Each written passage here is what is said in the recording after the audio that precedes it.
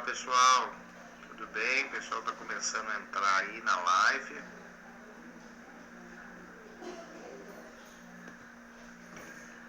Dr. Laerte, endometriose.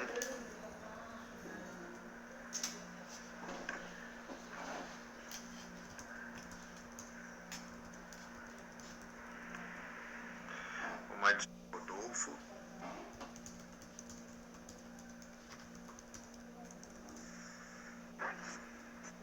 Fala, meu amigo. E aí, meu amigo? Tá melhor aqui. A gente... Como é que estão as coisas? Tudo bem, graças a Deus. Agora sim, agora ficou melhor. Agora minha careca tá aparecendo mais. Acho que eu vou tampar a minha aqui, então. A tampa sou aí. Tampa sou aí com os carecas, agora eu vou falar. E aí, como é que tá? Tudo bem, graças a Deus. Bem-vindo a todos aí nessa live. Prazer aqui com o amigo meu Jorge. Amigo meu de faculdade, tá, gente? Não é verdade? É isso aí. Nós estudamos juntos, fizemos faculdade na mesma turma e acho que foram os dois únicos que fizeram reprodução, né? É mesmo. A gente escolheu o caminho mais... um caminho melhor. Um caminho melhor. Quer se apresentar? E aí depois eu me apresento? Eu acho que tem muita gente que te conhece e não me conhece, muita gente que me conhece e não te conhece. Não, isso aí. Então, vamos lá. Então, vamos lá. Então, Dr. Georges Kabuki, eu sou nascido no Rio de Janeiro e vim parar em Mato Grosso, moro em Cuiabá. Minha esposa era daqui, eu vim atrás dela. Fiz faculdade no Rio com o Rodolfo. Fiz especialização em São Paulo de reprodução. Antes eu fiz ginecologia aqui na Federal do Mato Grosso, 3 anos de ginecologia, e fiz reprodução em São Paulo. Fiquei um ano na Terra Byton e um ano na Clínica Alfa. E aí tem aí uns 10 anos que trabalhando na área de reprodução. E é um prazer aí estar usando essa tecnologia para estar falando com o meu grande amigo aí, Rodolfo. Isso aí, pô, a gente tem o mesmo tempo de reprodução humana então, né? 10 anos, né? 2009 que a gente começou, eu comecei no final de 2009, início de 2010. Faço reprodução humana desde sempre, que meu pai trabalha nessa área, então eu sempre gostei de fazer isso, aprendi muito com ele, fiz também pós lá em São Paulo, no Sírio-Libanês. E vou para sua clínica, esqueceu de falar sua clínica, pô. Sou diretor da clínica para ser e que parceiro do laboratório da Pribon, da Origem, da First Practice, da Daily, sou amigo de todo mundo aqui de Janeiro. Legal. Aqui em Cuiabá eu atendo no Hospital Fêmea, meu consultório, né? E os casos eu trabalho na clínica Intro. Ah, legal. Legal. Vamos lá, então. Vamos falar, então, sobre gravidez dos 40, né? Aquele negócio que a gente falou, vamos falar um tema, né? Eu falei, pô, vamos falar do gravidez dos 40, irmão, que está embaçando. Vamos falar gravidez dos 40, não é verdade? Qual é o percentual de pacientes seus que tem mais de 40 anos, Jorge? Mas eu acho que mais ou menos uns 30% por aí. Ou só, pra mim, mais de 50, 60, até 70%, meu, tudo acima de 40. A maioria é acima de 40. Eu acho que a minha parte é entre 35 e 40 é que tem a maioria. 50%. Aí acima de 35 a gente tem aí uns 25%, 20%. Eu acho que uns 40, 30% acima dos 40. A tendência agora, né, as mulheres deixarem para engravidar depois, então cada vez mais vai aumentar aí o pessoal de pacientes, né, que tem acima de 40 anos. Então por isso que esse é um tema super legal para a gente debater. E a faixa de 40 ela varia muito, né, porque 40 até não tem idade. Teoricamente, antigamente tinha 50 anos, né, muita gente ainda se confunde, acha que essa lei ainda prevalece, de que não se estabeleceu o máximo de 50 anos, essa lei foi retirada na última diretriz de 2017, se eu não me engano, e aí agora, gente, não tem mais esse limite para engravidar. Teoricamente, o limite agora somos nós, né? A gente que fala, dá ou não, botar no nosso corpo a responsabilidade. Agora é o limite do corpo da mulher, né? Então, passou dos 50 anos, você tem que fazer uma avaliação, né, e ver se aquela pessoa está apta ou não. Acho que isso já é interessante da gente puxar um gancho, acho que o assunto é muito vasto, né? E o legal é que assim, eu e o Rodolfo, a gente teve uma formação diferente, moramos em lugares diferentes, então são duas capitais, né? Rio de Janeiro e Cuiabá, mas que são bem distantes, aí 2.000 quilômetros de distância. O Brasil é continental e a gente tem as características de cada lugar, a conduta de cada lugar, a gente vai estar debatendo isso, né? A conduta de cada um, a experiência de cada um, trocando mesmo informações para vocês estarem aproveitando aí a informação desses dois profissionais de reprodução. E entrando nesse tema, né, eu acho que uma das coisas que a gente tem que frisar, e o Rodolfo estava conversando antes, é a questão da dificuldade de engravidar após os 40. Então, por que essa idade de 40 anos, né? Então, a gente sabe que após os 40, a curva de gravidez ela baixa muito drasticamente, né? Então, a velocidade que você não consegue engravidar é muito rápida. A diferença de 40 para 41, 41 para 42 é muito grande, né? E isso não acontece nas outras idades, né? Então, a diferença de 25 para 30 é muito pequena. Agora, de 43 para 44 é uma diferença muito grande, né? Então, passou dos 40 anos, a sua chance de engravidar diminui drasticamente, ano após ano, né? Mês após mês, e os seus riscos aumentam, né? Então, risco de aborto, risco, às vezes, de síndrome de Down, um bebezinho com algum problema, né? Quer falar um pouquinho aí, Rodolfo? O que acontece? Vamos lá, vamos explicar. Que o meu óculos estava embaçando, gente, não sei porquê, por isso que eu estou tirando ele assim. Gente, já vi aqui perguntas, né, da Lani Prado 21. Gente, vamos fazer perguntas no final. Clica aí nesse interrogaçãozinho aí que tem aí. Você clica aí, faz a sua pergunta e a gente vai tentar responder algumas perguntas no final. Mas a gente crê que a gente vai debater tanto que acho que muitas perguntas serão respondidas. Vou falar logo, tá? Não está podendo ainda fazer ciclo de fertilização in vitro ainda para pacientes. Quem são essas pacientes que podem agora? Pacientes com acima de 40 anos podem prejudicar o seu futuro reprodutivo, porque geralmente tem baixa reserva ovulatória e tem baixa qualidade, ou pacientes têm baixa reserva ovulatória. E outra coisa, as transferências não estão podendo fazer ainda nenhuma transferência de embrião, tá, gente? A última reunião com a Anvisa foi quinta-feira passada, foi estabelecida uma diretriz para recomeçar os tratamentos, mas dentro desse limite, mas a transferência ainda não. Talvez, eu não tenho nenhuma bola de cristal, né, Jorge? Mas talvez as transferências sejam liberadas somente em julho. Então eu sei que você está super ansiosa, querendo logo transferir o seu embrião, ou então você está querendo fazer o ciclo e transferir. Não está podendo, gente. Então por que não está podendo? Porque a gente ainda não sabe ainda essa doença nova, que é a síndrome da Covid-19. A gente não sabe o mecanismo de ação do SARS-CoV-2, que é o coronavírus, que todo mundo sabe. Teve um artigo agora recente que tem uma transmissão feto-placentária, mas, gente, não é teratogênico, ou seja, não causa mal para o neném. Então, tem muita coisa ainda para a gente aprender ainda. Então, não entre em pânico, tá, gente? Por favor, previnam-se com máscara, previnam-se tomando cuidado, respeitem o isolamento social, que isso vai passar e em breve nós vamos voltar ao normal, né, Jorge?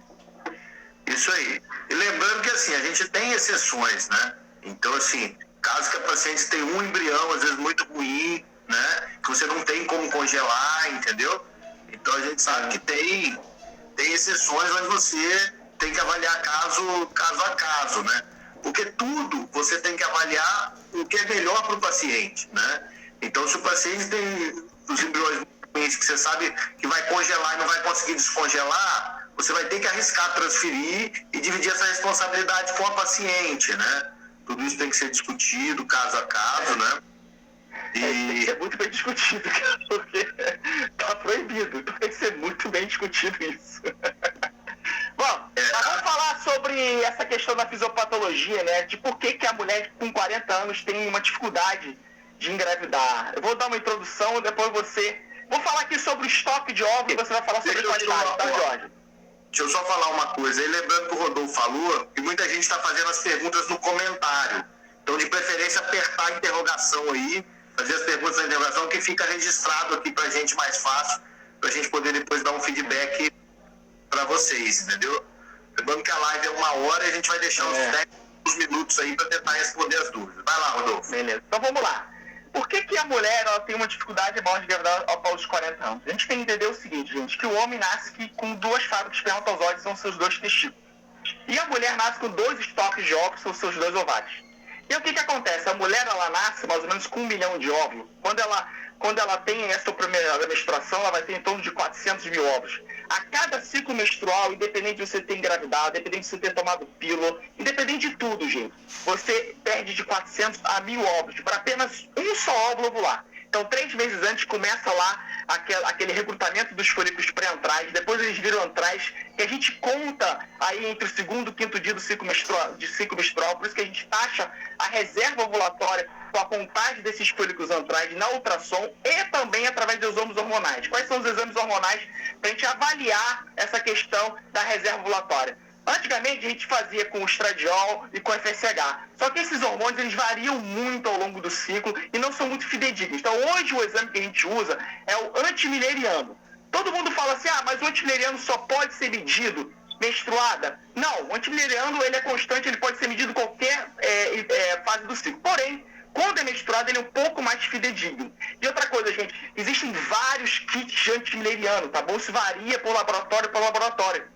E isso pode, às vezes, ter alguma interferência, porque muitas pessoas me perguntam, a minha reserva melhorou porque o antimileriano melhorou de um tempo para cá. Às vezes não, às vezes é uma questão do laboratório. E outra coisa, tem coisas que a gente toma que às vezes pode interferir na questão do antimileriano. Por exemplo, a biotina. Muita mulher usa biotina para queda de cabelo, fortalecimento de unha, essas coisas. Interfere no antimileriano, você não pode estar usando biotina quando você faz esse exame. Outra coisa também, que principalmente para as pacientes que são ovário policístico, que tomam lá o inositol também interfere no antimileriano, então pode também dar uma interferência. Claro que essa paciente de ovário policístico, ela tem uma reserva muito alta, então não vai ter tanta diferença. Quando a gente está falando de antimileriano, a gente fala para a paciente que tem uma baixa reserva. Mas toda paciente com 40 anos tem baixa reserva ovulatória? Não. A reserva ovulatória é individual de cada paciente. Cada paciente tem a sua reserva ovulatória, como cada homem tem a sua fábrica.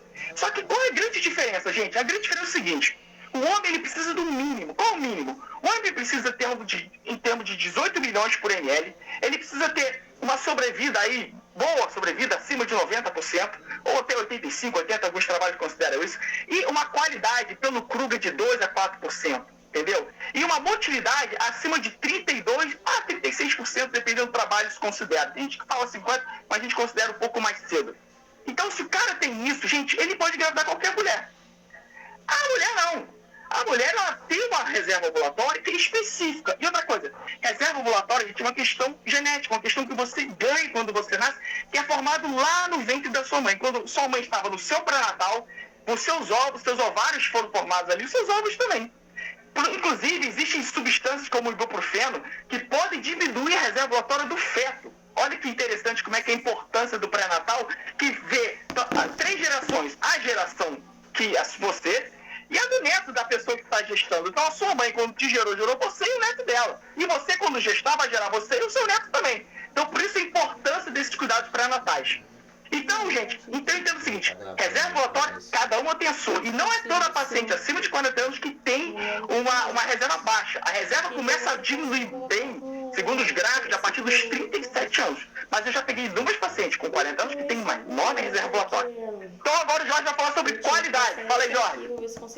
Então, é bem interessante. Acho que para exemplificar isso, eu costumo dizer que é como se a mulher fosse uma ampulheta, né, de areia que você vira, e cada grãozinho da ampulheta é como se fosse um óvulo. Então, quando ela nasce, na verdade, quando esses óvulos são produzidos, você vira essa ampulheta e começa a perder.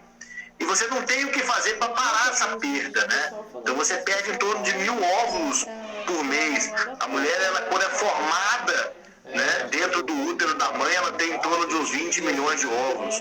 Quando nasce, cai para uns 2 milhões. Quando ela começa a menstruar, cai para 400 mil. Né? E quando entra na menopausa, que é mais ou menos 50 anos, está com 1000 óvulos. E ela vai perdendo, da adolescência e até a menopausa, mais ou menos 1000 óvulos por mês, apesar de ovular só um. Né? Então é um processo de perda. Não tem como voltar. O homem não, ele produz né? Em 3 meses renova todos os espermatozoides do homem, né? E a qualidade ela acompanha essa perda, porque assim, se você nasce com um óvulo, quando você tem 40 anos, é o mesmo óvulo desde quando você nasceu. Você está 50, é o mesmo óvulo. Então esse óvulo ele envelhece muito mais rápido, né, que no homem. Eu costumo comparar assim, o ovário da mulher, ele vai produzir o óvulo, vai entrar em falência na menopausa mais ou menos com 50 anos. E uma mulher hoje vive mais ou menos 90 anos. Então é como se a idade do óvulo fosse 2 vezes a idade da mulher, né? Então uma mulher de 40 anos é como se a idade do óvulo dela fosse de 75 anos por aí, entendeu? Então a mesma dificuldade que uma pessoa de 70 anos tem de correr, de andar, de fazer as atividades, esse óvulo vai ter. Claro que você tem pessoas de 70 anos que correm maratona, né? Como você vai ter mulheres de 40 anos que vão estar em casa sem nenhuma dificuldade, né? Porém, a maioria que a gente avaliar não é tão bom. Então, assim, a partir dos 40 anos as coisas vão ficando mais difíceis. E aí a mulher tem que ter muita pressa, né? A gente fala da questão de congelar óvulos. Tipo assim, o ideal de congelar óvulos é até 35 anos. Tem exceções, mas assim, vou congelar meus óvulos no futuro. Você congela até 35 para você usar lá com 40, 45. Né? Agora, chegou nos 40, o ideal é ter pressa para engravidar. É tentar engravidar o quanto antes, né? Não pensem, né? Não dá tempo de pensar muito. Você já tem, né, que parar, né, e começar a tentar engravidar, né? E até, Rodolfo, a gente estava discutindo qual que é o tempo, né, de você procurar um médico, investigar, entendeu? Então, muitas literaturas falam em 6 meses, né?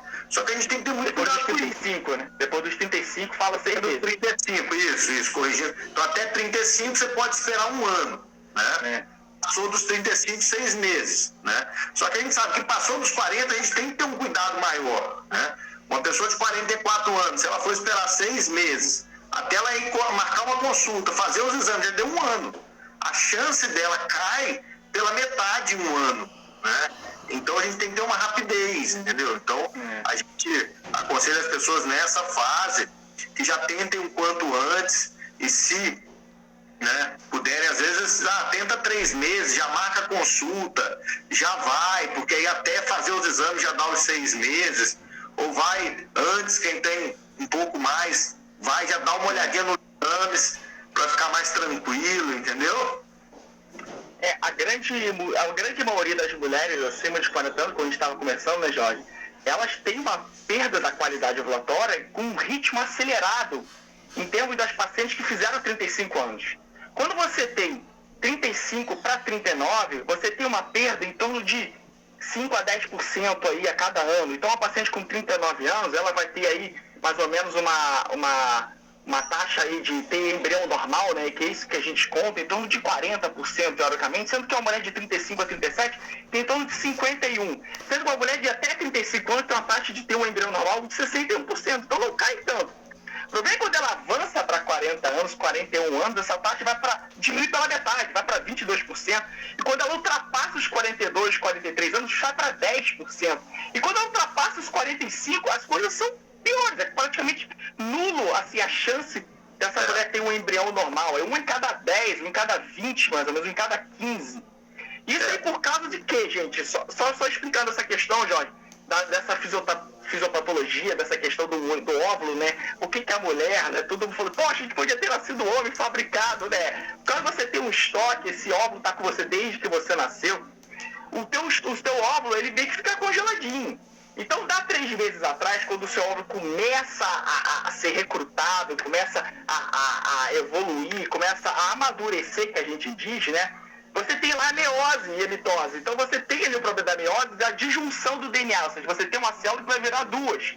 E aí, quando esse DNA, que tem 2 cadeias, se disjunce, ela tem a disjunção, você tem, às vezes, problema ali, né, por causa da questão do DNA. Então você pode vir um parzinho para lá e o outro falta, que é a trissomia de um e a monossomia de outro. Pode ter translocação de que um par vai para o outro para o lado.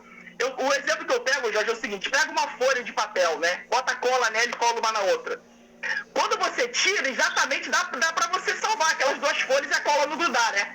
Agora vai tirar essa folha de papel daqui a, sei lá, um dia, daqui a 30 minutos. A cola colou. E aí quando você tirar, vai rasgar, então vai vir metade do pé para outro, vai vir metade da outra. É assim que funciona o DNA quando o óvulo amadurece, gente. E aí esses problemas de DNA vai dar problema onde? No embrião, gente. Porque com o homem é muito difícil dar. A não ser que ele tenha 50 anos, que tem alguns trabalhos que dizem que dá problema, mas a grande maioria não dá, entendeu? Então pensa nessa questão. Quanto mais tempo congelado o óvulo fica com você, ficar lá com você, mais problema vai dar na hora que você ter seu embrião.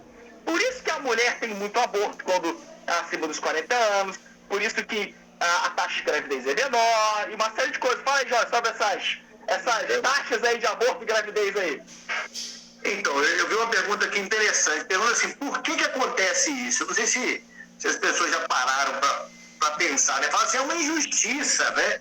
Por que o homem pode engravidar uma mulher aí até 70 anos e a mulher não consegue engravidar, né? Aí a gente conhece casos raros de gravidez natural de 48, 50 anos, mas acima disso é muito mais raro, né? Eu tenho uma ideia que é mais ou menos assim, a gente sabe que Deus é muito perfeito, né? E tudo que Deus faz é muito perfeito. Então, o que acontece? Antigamente, né? Se a gente não for muito tempo atrás, né? Aí uns 10 anos atrás, quando a gente estudou obstetrícia na faculdade ainda, você pegava um livro de obstetrícia e falava assim, gravidez acima de 35 anos, gravidez de risco. Imagina isso há 1000 anos atrás.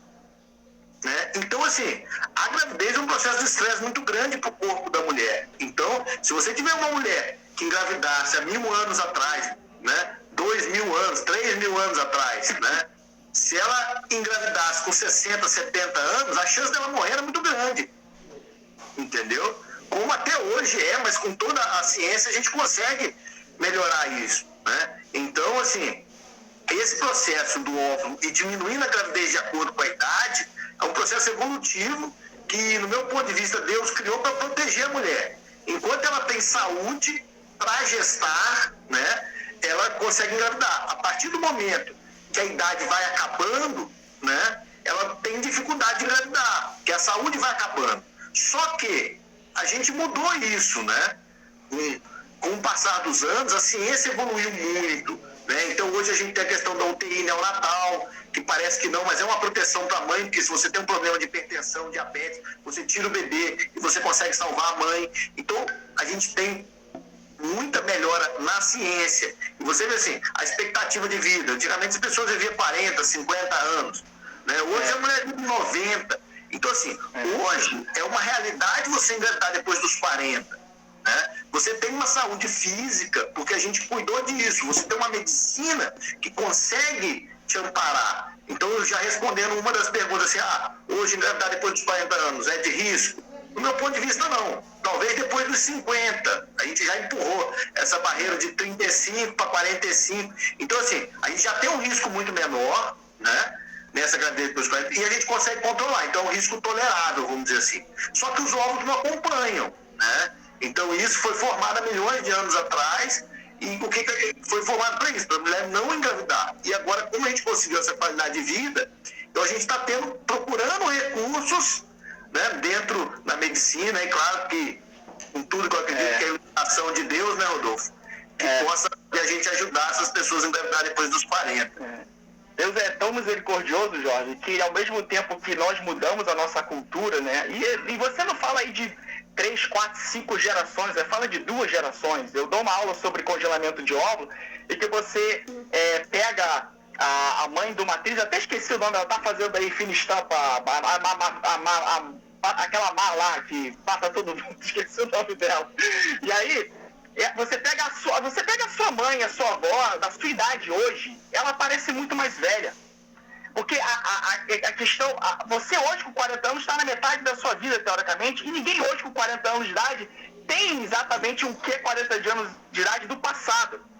Então, se hoje uma pessoa hoje com 40 anos é equivalente a 30, 25 a uma geração, 2 gerações atrás.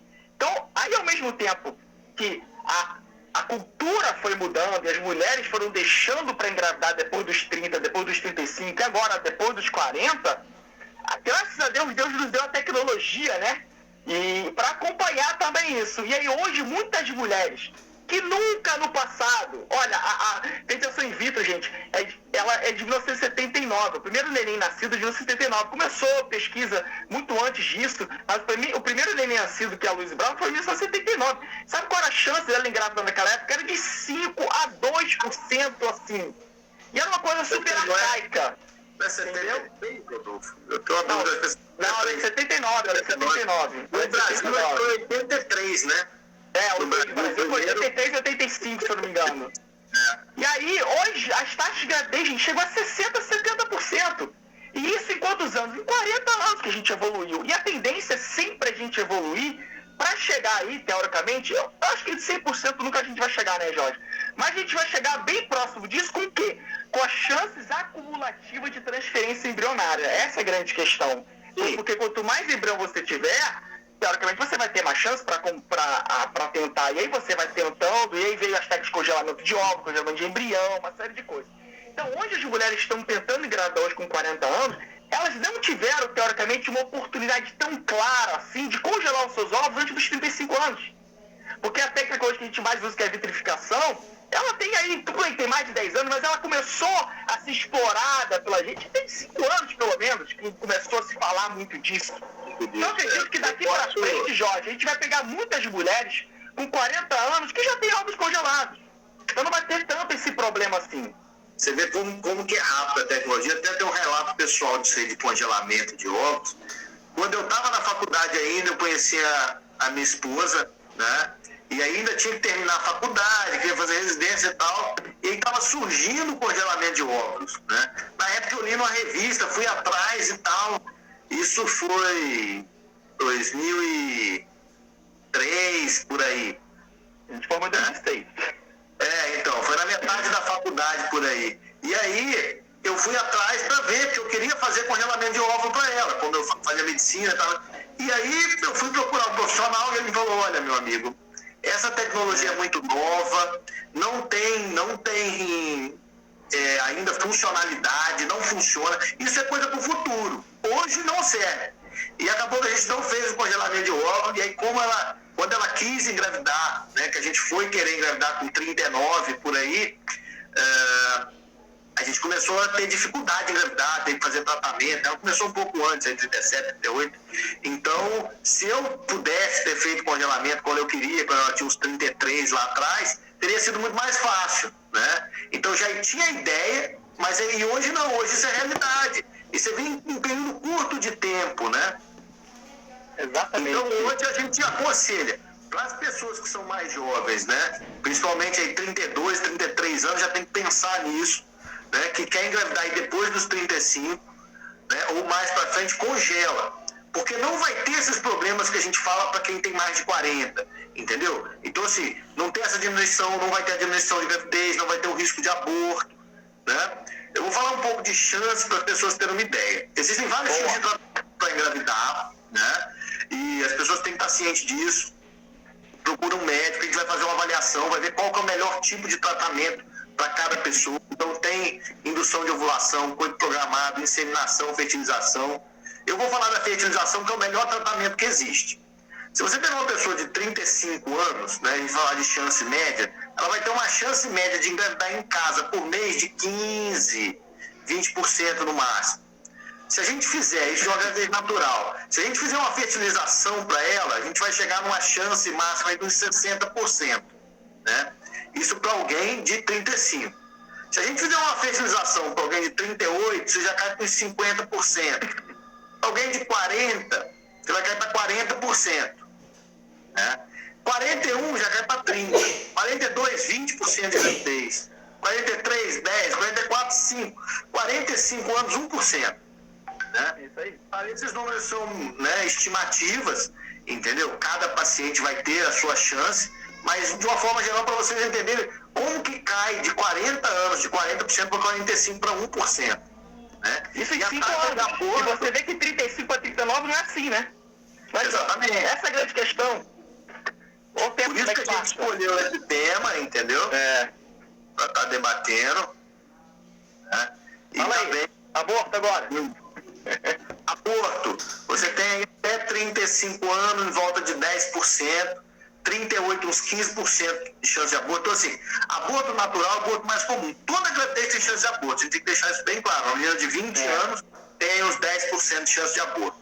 E aí, com 38, sobe para uns 15, com 40, sobe para 20, 41 vai para 30, 42 para 40, 43 anos, 50% de aborto natural, né? E aí vai subindo. Com 45 anos, chega até 70% de risco de aborto natural, né? Então, claro que isso varia na literatura, né?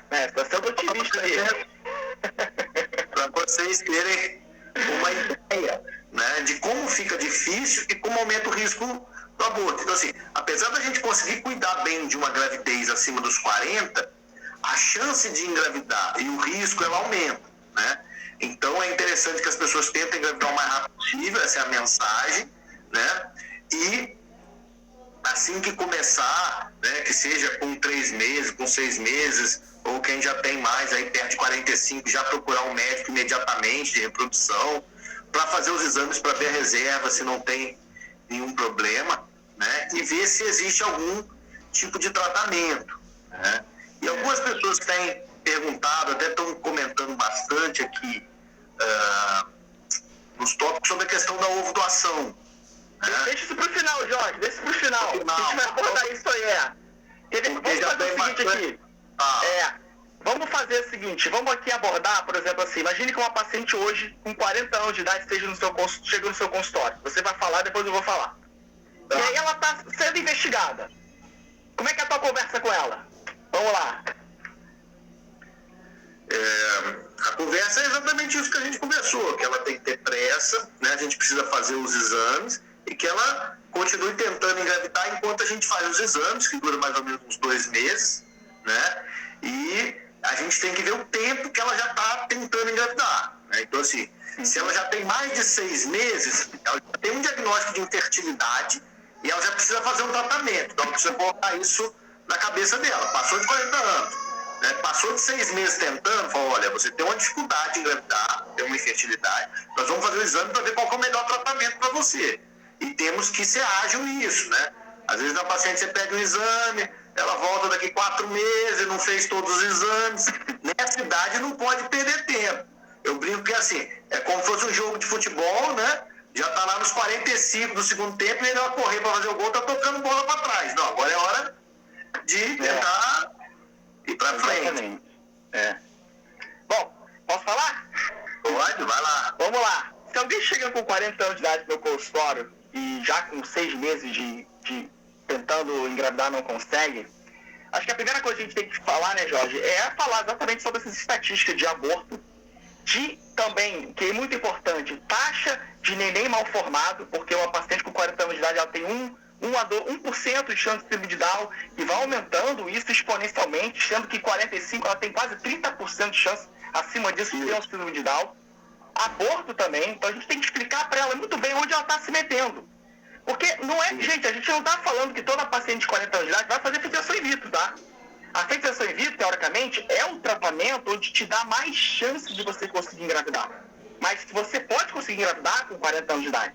Mas você tem que ter ciência de que você tem uma taxa maior de abortamento e de ter uma taxa maior de ter síndrome de Down ou de outras doenças como o síndrome de Patau, de Ehrlich, que são, infelizmente, são síndromes que pode ter um natimorto, ou seja, infelizmente morre dentro da barriga, ou quando nasce, infelizmente morre com 6 meses. É uma doença terrível. Então, assim, a paciente tem que ter essa consciência, né, Jorge, de que ela tem os riscos de que ela engravidando, ela vai ter esses problemas com relação à questão de você ter um neném com problema. E aí, o que eu faço? Você quer tentar naturalmente? A gente tenta, né, Jorge? Coito programado, a taxa de 5%, mas pode tentar, não tem problema nenhum. Quantas pacientes você conhece, né, que engravidaram com 40, 41 anos, hoje tem seus nenéns aí normais, então não tem problema nenhum. Só que uma grande questão, Jorge, eu acho que vai definir muito essa questão que eu falei logo no início, já que a qualidade não se altera com a idade, né, não existe mulher com melhor óvulo, não, em termos de qualidade, estatisticamente eu estou falando, claro que existem as suas exceções e cada mulher tem ali a sua individualidade, você tem que avaliar a reserva ovulatória dela. Sim. E aí é para mim, Jorge, a reserva ovulatória que vai me dar exatamente o meu norte. Porque se ela tem uma boa reserva ovulatória e ela após ela ser explicada de que ela pode ter um neném com problema, a taxa de aborto alta, ela fala assim, não, doutor Rodolfo, eu quero fazer uma fixação in vitro porque eu quero excluir essa chance de eu ter um neném com problema. Aí, tendo uma reserva ovulatória boa, ela faz o quê? Ela vai para uma fixação in vitro para tentar uma análise genética dos seus embriões, que a gente chamou de PGTA, que é um tratamento que a gente avalia para classificar os embriões normais dos anormais.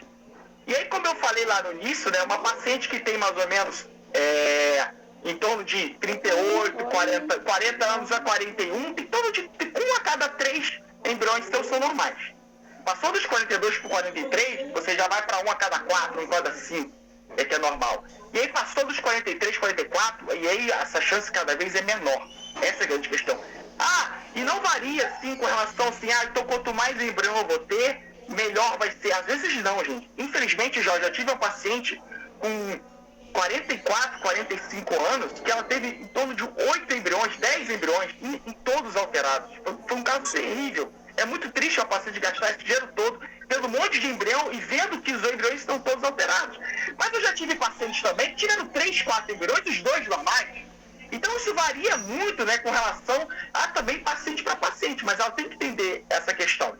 E aí a gente tenta fazer, porque é o seguinte, a gente tem que entender o seguinte, que por que uma mulher de 35 anos de idade engravida mais do que uma mulher acima de 40? Por causa da qualidade dos embriões. Como eu falei, ela vai ter 60% de, ela vai ter 60% de chance de ter um embrião normal. Então, para ela, a cada um embrião vai ser normal, ou até menos do que isso. E ela vai precisar de menos ovos para isso também, para chegar a blastocista. E é uma coisa que eu não sei se aí vocês transferem muito em blastocista ou mais em estágio de clivagem, Jorge? Então, inicialmente a gente transfere mais em terceiro dia. Terceiro dia, tá. Terceiro dia. E aí os embriões que sobram, que a gente seleciona, a gente deixa para blastocista, entendeu? Entendi. Inclusive, eu prefiro muito mais em blastocista aqui. Aqui eu só faço blastocista. Você faz mais biópsia, né? Aí a gente tava discutindo, né, Jorge? Deixa eu terminar aqui, tu vai dar o seu ponto. E uma coisa que a gente tava discutindo, Jorge, é o seguinte, tem muita gente que é a favor de fazer teste genético, porque quando você faz o teste genético, a diferença de você, com uma mulher de 35 anos, uma vez que você seleciona embrião normal, é igual. Você vai ter 60% de chance de engravidar, não vai mudar. Só que ela não precisa fazer esse teste. Porque, teoricamente, a grande maioria dos embriões vão ser normais. Agora, você com 40 anos de idade precisa fazer para selecionar o embrião, e quando você seleciona apenas o embrião e você transfere, você tem uma taxa de gravidez igual. Essa é a grande questão. Claro, infelizmente, não vai ter muita transferência, porque muitas mulheres não vão ter embriões normais. Vai ter, infelizmente. Vai ter. E se eu tenho baixa reserva, doutor Rodolfo? E aí, eu não faço então? Aí nós temos vários protocolos, a gente estava discutindo também, você vai dar o seu contraponto aí. Protocolos de acumular embrião, que a gente chama de DOSHIM. A gente faz um ciclo atrás do outro, com uma medicação pouca, baixa, para você ter menos gasto. A gente aqui tenta equalizar isso na questão de você fazer 2 ciclos para você ter mais uma questão financeira, porque é muito alto. Então isso seja financeiramente viável para a paciente, porque não adianta nada a gente botar o protocolo, você vai acumular 2, 3 ovos, fazer 2, 3 ciclos, e fica caríssimo. Então fica impossível, porque a gente sabe que a grande maioria das pacientes ela não tem esse dinheiro todo. Então você faz essa questão toda para tentar acumular embrião, para conseguir lá na frente esse embrião normal que vai te dar uma taxa de gravidez acima de 60%. Porém, o meu amigo Jorge pensa diferente de mim, né, Jorge? Fala o seu contraponto aí, meu amigo. Então, a gente sabe que a questão da acumulação de óvulos, de forma geral, né, isso é uma coisa que nasceu em Valência, né? O pessoal do IVE lá atrás. O IVE fala, é isso aí. Um protocolo chamado New Hope, né? Que foi a primeira ideia de acumulação de óvulos. Que seria exatamente isso. Nas pacientes de baixa reserva, você fazer vários ciclos, né? Acumular e depois você juntar e fazer tudo de uma vez, né? E agora a gente tem, né? Como o Rodolfo falou, um protocolo novo que chama DOSHIM. Ainda está em estudo e tudo, a gente já está fazendo. Tem alguns estudos que acham assim, pode ser um pouco melhor do que você acumular em meses diferentes.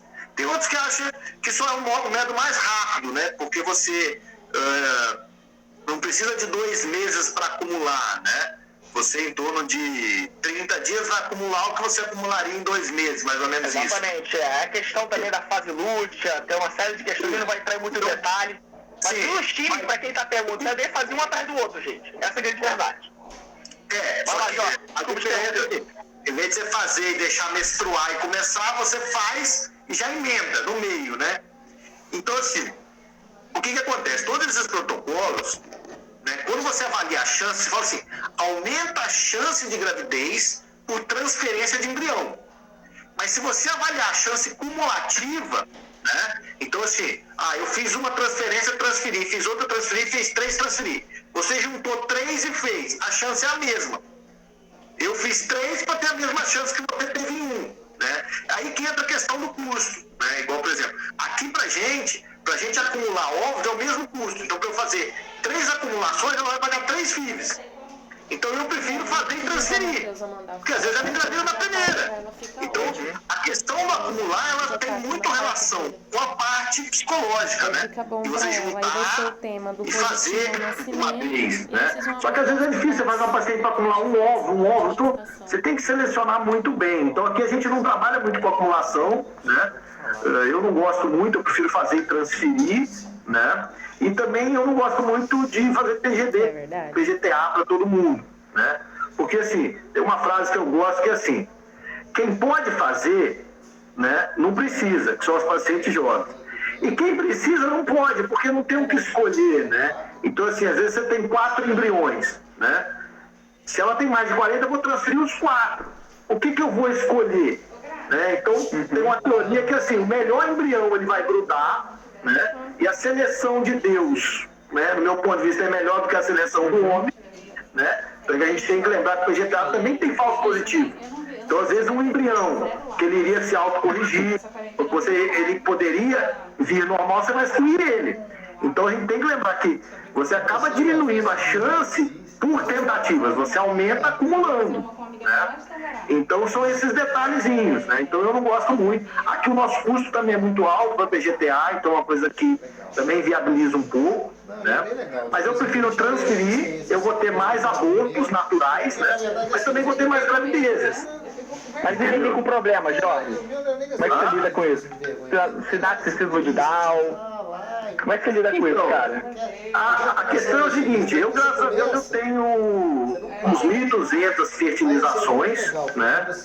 E eu acho que eu não tenho nenhuma paciente com síndrome de Down, cara. Se eu tenho uma de FIV, eu já tive até de coito programado, de inseminação, mas de FIV, de cabeça eu não lembro. Talvez vão dizer uma, para não dizer que não tem, entendeu? Né? Então, assim, é muito raro. E a maioria dos bebezinhos que vêm com problema, eles são abortados. Eu falo que é a seleção natural de Deus, entendeu? Então, assim, a chance de você ter um bebezinho com síndrome de Down é muito pequena, né? Então, assim, até 40 anos é 1%, você vai para 2%, 3%, entendeu? Então, assim, eu prefiro que ela invista em fazer 2 FIVs do que investir em fazer um PGD, porque o investimento também é alto. Agora, as pacientes com mais idade, que aí sim, por exemplo, uma paciente de 45 anos, 44 anos, vai ter 20, 30% de chance de síndrome de Down. Aí eu opto por ovo-doação, entendeu? Eu faço muita ovo-doação. Então também é um caminho, entendeu? Porque eu acho que assim, às vezes eu não preciso ela fazer um tratamento, gastar, fazer biópsia, para ver que não vai poder transferir. Às vezes eu já consigo convencer ela de outra maneira, né? Porque muitas pacientes precisam, às vezes, disso. Fazer biópsia, ver que o embrião, igual você falou, a paciente tinha tantos anos, fez 8 alterados. Só que a chance de ter isso era alta, né? Então, às vezes, você consegue convencer ela de outro caminho. Então, depende muito, né, da paciente. A gente é mais ou menos essa linha aí. Eu penso diferente porque, assim, todas elas têm consciência do aborto, né? E pra mim, assim, a questão do aborto é muito ruim, né? Você tá grávida, uma questão psicológica. O fato de você não saber o porquê tá abortando também é terrível. Existem outras doenças que podem provocar aborto, como trombofilia, doenças autoimunes, uma série de coisas. Eu acho que isso também tem que ser investigado para excluir essa possibilidade também, né? Quando eu faço PGTA, eu excluo muito essas doenças para ter uma mínima taxa aí de aborto. além dessa questão da seleção embrionária. Então, Jorge, eu penso muito pelo lado psicológico, entendeu? Da paciente que está abortando e também de não saber o motivo dela não estar engravidando. Porque se você pensa aí que você vai ter ao longo também várias transferências que você vai fazer e que vão dar falhas de implantação, vão dar betas negativos. E receber essa notícia também é muito ruim também, né? Você tem inúmeros betas negativos e você avaliar no final... E a paciente é por causa da qualidade dos embriões, ou então por causa da questão de você abortar. E aí o que eu penso também, né? Assim, essas pacientes elas têm que ser bem resolutivas. Então, se você ficar fazendo várias fertilizações in vitro e ela tendo aborto e tendo falha de implantação e uma série de coisas, talvez você perde muito tempo nessa questão de que ela vai precisar lá na frente, se ela optar, teoricamente, em fazer depois um tratamento de recepção de óvulos, né? Eu costumo comparar com você adotar, em vez de você adotar uma criança, você adota um óvulo, né? Ou como se fosse um transplante. Em vez de você fizer um transplante de um rim, você vai receber um rim de uma outra pessoa porque o seu rim não funciona mais. Então você recebe um óvulo de uma outra pessoa porque o seu ovário não funciona mais, né? Então a gente tem essa tecnologia de transplante de rim, a gente tem a adoção, né, de crianças. Então a gente agora tem essa questão da adoção do óvulo. E a gente chama isso de ovo recepção, quem recebe esse óvulo. Então, para as pacientes que já tentaram tudo, para as pacientes que já têm uma idade, principalmente acima de 44 anos, a gente recomenda, né? Para as pacientes, isso vai te dar uma chance de engravidar muito alta e um risco muito baixo, né? Eu acredito, né, talvez uma paciente que você pegue de 45 anos, muito melhor do que você fazer FIV, PGTA ou qualquer coisa do Stian, é muito melhor uma doação de óvulo. Só que psicologicamente você tem que trabalhar isso muito com a paciente, né? Eu, graças a Deus, eu faço muito ovo doação, né? O Rodolfo faz também, e a gente tem uma saída, né? E as pessoas, assim, muita pessoa tem dificuldade de aceitar isso e é um processo. Tem uma coisa que eu brinco que é o seguinte, fala assim, se você tem uma perna boa e eu trouxer uma perna mecânica e quiser colocar em você, você vai falar, esse cara é louco, vai querer me matar, né? Agora, se você perder uma perna e eu trouxer uma perna mecânica, né, eu passo a ser uma pessoa boa, que quero te ajudar, entendeu? Então, não dá para comparar a recepção de ovos com a gravidez com o seu ovo. Não tem como, entendeu? Agora, quando você compara a recepção de óvulos com não engravidar, fala, olha, é impossível você engravidar, não tem jeito. Ou você vai receber óvulo, ou você vai desistir, ou você vai adotar. Qual dessas três? Aí, se você comparar a recepção de óvulo com a adoção, né, e com desistir, você acaba vendo muito mais vantagens, né? Principalmente em desistir. Claro que cada pessoa pensa de um jeito, né? Mas assim, é o único tratamento, por exemplo, quando o paciente está na menopausa, que consegue fazer ela engravidar, né? Fala aí um pouquinho. Assim, eu acho assim, eu tô vendo aqui duas pacientes discutindo aqui no chat, muito engraçado isso. Vocês são demais, gente, amo vocês. Tô com muita saudade de vocês, sabia? Bom, gente, eu acho, exatamente o que você falou, Jorge, assim, aqui, assim, nenhuma mulher quer uma doação. Então, assim, eu sempre demoro a abordar essa questão da doação. Porque eu tento pedir todos os exames, eu tento fazer tudo, tá? Ter todas as estatísticas e uma série de questões para que ela entenda onde ela está. E aí eu falo exatamente o que você falou, em torno de custo e benefício. Se você comparar, não tem comparação. O custo de você engravidar por ovo doação e o benefício, o custo é muito menor, o benefício é muito maior. Agora, o contrário, você engravidar com seus próprios ovos, fazendo biópsia, uma série de coisas, é um custo muito maior e a taxa de gravidez é menor. Só que muitas mulheres, Jorge, para questão de vista psicológico mesmo, para entender, para passar por isso, elas precisam passar, é aquela coisa, Jorge, eu quero tentar. E aí, se você abordar logo de cara essa questão da doação, assim, é um pouco complicado, porque você parece que já está querendo tirar as chances dela tentar com seus próprios ovos. Eu acho que depende muito da idade. Não, e outra coisa, depende muito também da idade. Se vier uma paciente com 41, 42 anos, é difícil a gente optar por... Agora, vem com 45, 46, 47, a conversa já é outra, porque aí a ovulação vai ser muito melhor para ela. Mas eu tô falando daquelas que estão ali no meio termo, que estão na dúvida. Essa é a grande questão. E muitas mulheres que hoje estão na ovulação, que estão aí com seus filhos no colo, estão amando essa questão, já passaram por essa questão. Já tiveram uma frustração, já tiveram aborto, já fizeram fertilização in vitro, tiveram a biópsia do embrião alterado, gastaram uma grana, infelizmente, o que eu falo é pagar para ver. E elas precisam disso. E não sou eu que vou ter que direcionar ela nisso. É o coração delas, é o que ela vai entender para construir na sua mente o que é melhor para ela. Eu acho, Jorge, nós somos apenas mediadores, né, das chances dela engravidar. A gente bota um leque de opções. E quem decide é a paciente. E no momento que ela decide, eu vou falar para ela: doutor, mas você está falando de ovulação, mas eu quero fazer com você, então vai fazer de tudo para dar errado? De maneira nenhuma. Se você decide fazer pelos seus próprios olhos, mesmo sabendo que a chance é 2, 3, 5%, vamos embora. Não é verdade? Vamos cair dentro, e vamos pela fé, e vamos acreditar. E aí que você falou, né? Eu acredito em milagres, eu já vi muitos milagres acontecerem de chances muito pequenas, e vamos embora e vamos tentar. Porque é importante a paciente passar por isso, de tentar com os próprios olhos dela, e aí depois ela avalia essa questão, caso de se frustrar nessa questão. Eu entendo o seguinte, Jorge, quem quer ser mãe, ela vai ser mãe. Eu não sei como, mas ela vai ser mãe. É o que eu falo para os pacientes. Você entrou aqui na minha frente, você veio pedir ajuda. Uma coisa eu tenho certeza: se você perseverar, se você tiver fé, e se você obedecer os direcionamentos de Deus, porque Deus ele fecha portas, mas ele abre outras, Jorge. Ele pode fechar a porta dos seus próprios ovos, mas ele abre a da ovulação ou até da adoção. Então eu não sei como você vai ter o seu neném, mas se você acreditar, crer no milagre de que você um dia vai ter o seu filho, não sei como, você vai ter.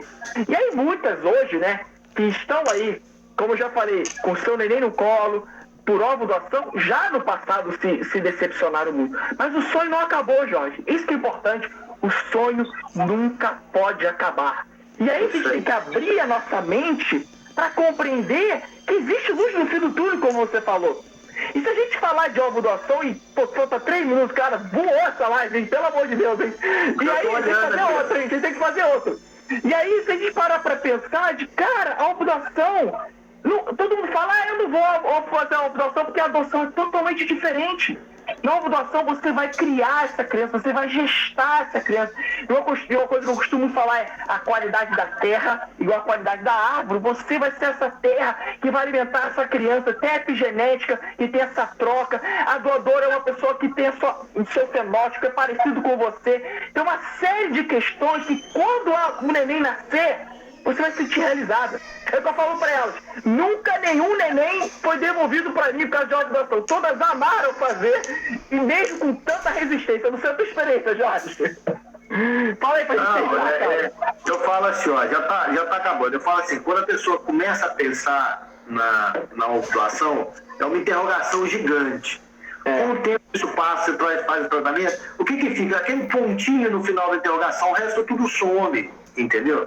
Como a gente sabe que quem adota, ama a criança e tudo, na ovulação ela é muito maior, você tem a gravidez, né? Você tem a amamentação. Então, assim, é mais parecido com o que seria uma gravidez natural do seu óvulo, né?